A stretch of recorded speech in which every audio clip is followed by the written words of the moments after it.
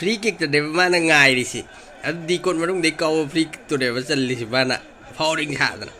ตั้งหันหลักตัวกิบเดี๋ยวสุดจะลอยช่วงกลางเอาหนูก็สินเดธาราดีเนี่ยกัดหาหน่อยนะง่ายดูลาลีเนี่ยบ่โอ้ฮัลลักก็คิดตั้งช้ำด้วย4 minutes half crack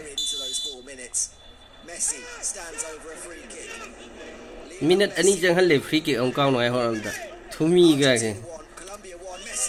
बेसुला उधर दे चलो ने पुकलू ने चलो ने पियो ने ऐसी करी पी दे करी फा दे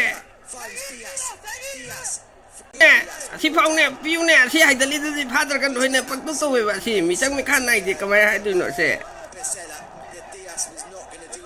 ปีก็ต้องมีเนี่ยลุ